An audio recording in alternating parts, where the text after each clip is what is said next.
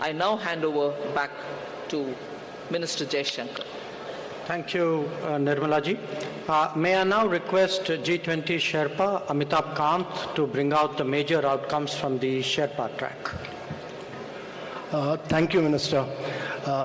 So first of all, when we started India's presidency, the Prime Minister had said that India's presidency must be inclusive, it must be decisive, it must be ambitious, and it must be action-oriented. The New Delhi Leaders Declaration has 83 paras in all. All 83 paras have 100% consensus across all countries. There are 8 paras on the geopolitical issue, which is entitled Planet, People, Peace and Prosperity. All those 8 paras have 100% acceptance. All countries have unanimously supported the New Delhi Leaders Declaration. This is one declaration without a single footnote and without any chair's summary. This is a complete statement with 100% unanimity.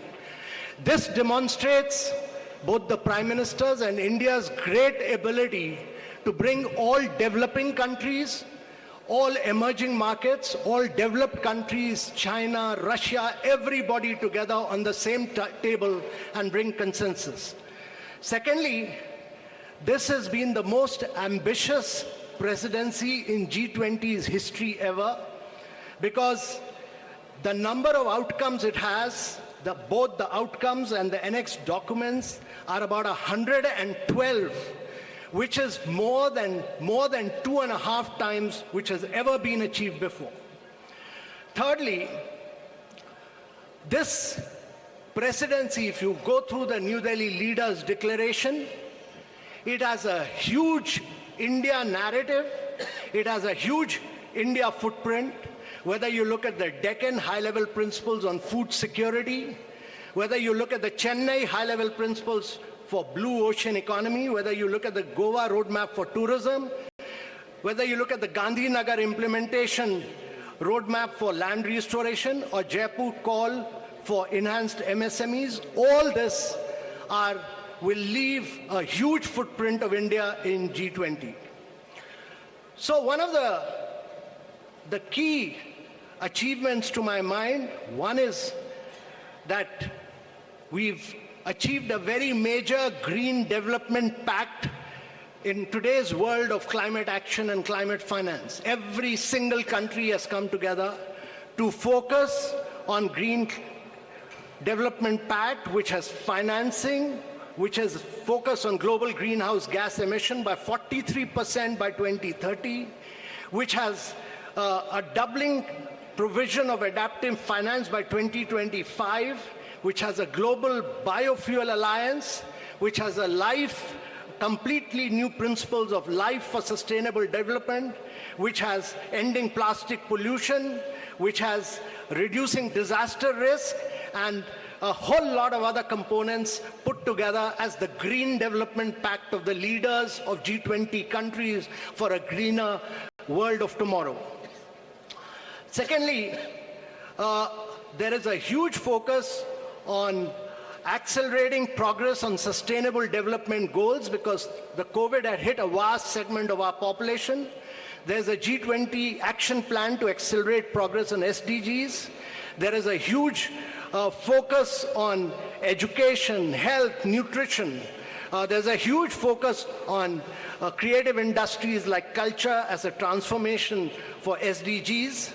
And there is a huge focus on inclusive and resilient growth in this entire things, some of which, most of which the finance minister has spoken about, so I'm not talking.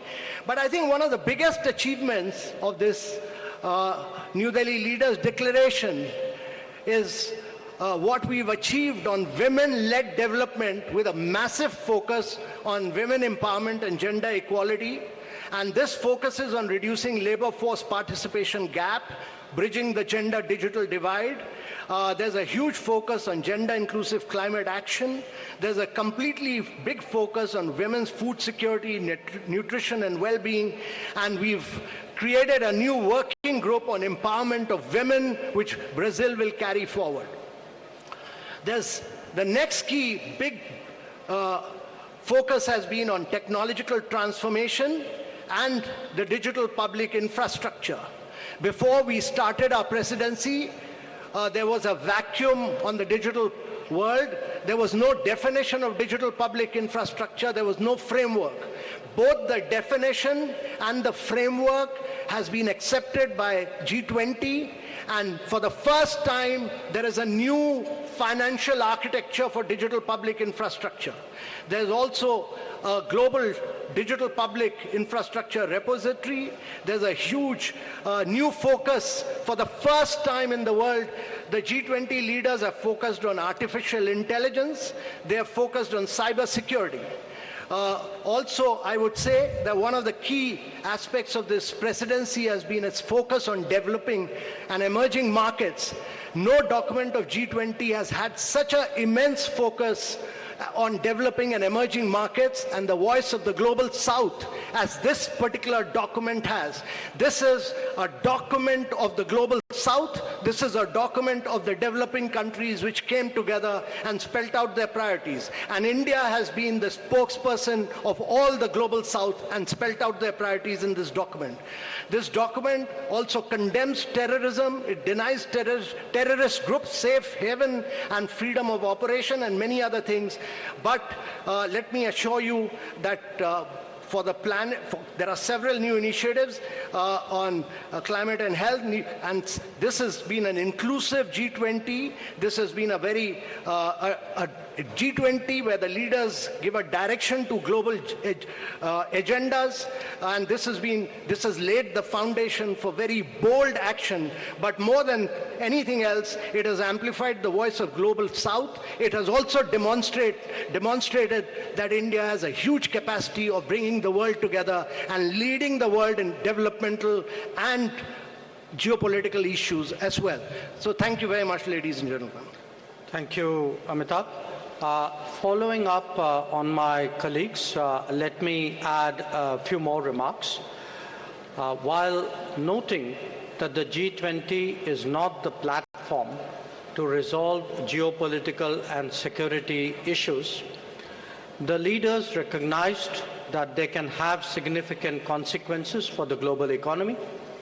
In particular, they dwelt on the ongoing war in Ukraine and the impact it has had, especially on developing and least developing nations still recovering from the pandemic and economic disruption. The 3 F's, food, fuel, and fertilizers, were issues of special concern. Another subject that was addressed by them, as the Sherpa noted, was countering terrorism and money laundering. The leaders condemned terrorism in all its forms and manifestations and recognized that it constitutes one of the more serious threats to international peace and security. So, in conclusion, as you can all see, all G20 member states have come to New Delhi with a strong sense of responsibility about addressing the most pressing global challenges. Speaking for India, we are clear that no one left behind, as the finance minister highlighted, no one left behind is as much a foreign policy goal as it is a domestic one. Indeed, it should be a global one. Obviously, there are differing viewpoints and interests at play in regard to the various issues under discussion. However, we have been able to find common ground on all of them. As a result, we can justifiably state that under Prime Minister Narendra Modi's guidance, the New Delhi Summit has given clear directions for the growth and development of the global economy in the years ahead. We would be glad to respond to your queries. Thank you. Thank you very much, sir. Before I open the floor for questions, let me just mention that the document in question, the New Delhi Declaration, has been uploaded on the website about an hour ago, and please have a look at it. Let me open now the floor. I see gentlemen at the back. Yeah, right there at the back on the left. Yeah. Parikshit, right? Yeah, please. No, not there. Behind you.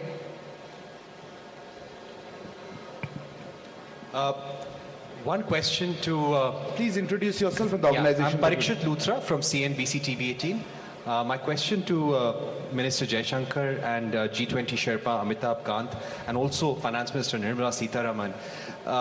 How difficult was it to have consensus on the wording of the Ukraine-Russia war? This has been a difficult point in every conversation in the G20. There were several drafts circulated. We heard of a new draft this morning as well.